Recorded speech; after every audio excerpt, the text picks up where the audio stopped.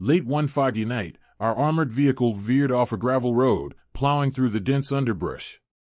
Bravo unit had gone silent weeks before, vanishing without a trace. The sudden distress call we received was unexpected, a crackling message filled with a cryptic string of numbers repeated endlessly. Our orders were clear: investigate and find out what happened to Bravo unit. As we arrived at the abandoned base, the fog thickened, and an eerie silence settled over us. The buildings, once bustling with activity, now stood like hollowed-out husks, with shattered windows and doors ajar. It was hard to believe that this place had been a lively military hub just weeks ago. Now, it was a ghost town, filled with an unsettling sense of dread. Sergeant Davis led our squad, and we moved cautiously through the base. Our boots crunched on broken glass and debris, the only sounds in the oppressive silence. Signs of a violent struggle were everywhere: overturned furniture, bloodstained rags, and scattered ammunition. The scene painted a chaotic picture of what had transpired here. The constant chant of numbers grew louder as we neared the command center. The transmission was relentless, a monotonous voice repeating the sequence over and over. Inside the command center, we found it abandoned, the air stale and oppressive.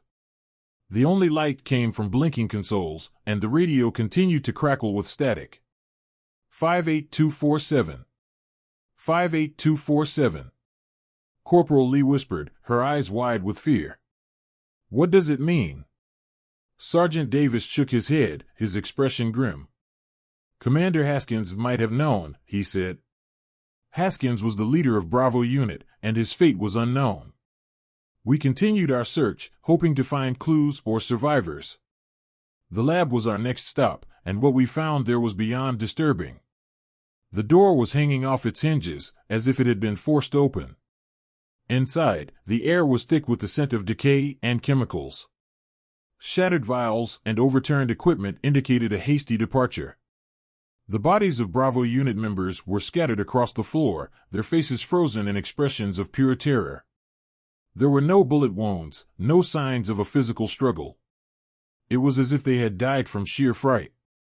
In the corner of the room, amidst a pile of research notes and abandoned experiments, lay the body of Commander Haskins.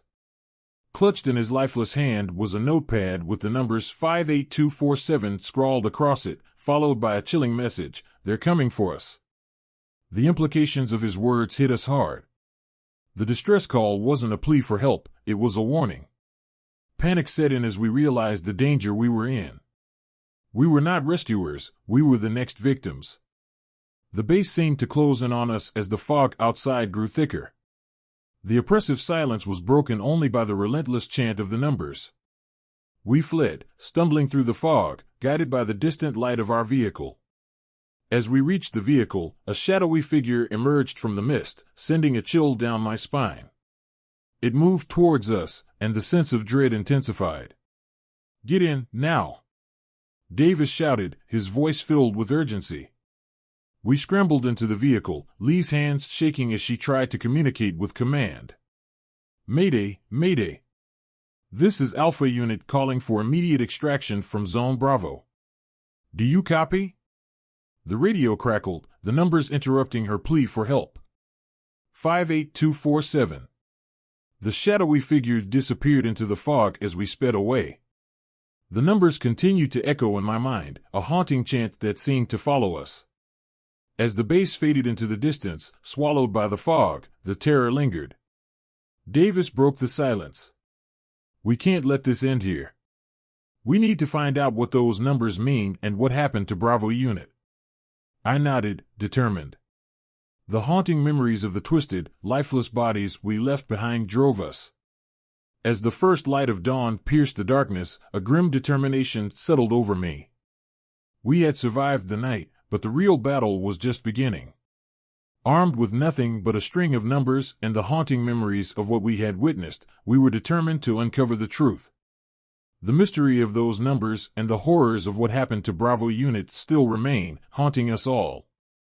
The echoes of that night are a reminder of the unknown terror that awaits in the shadows.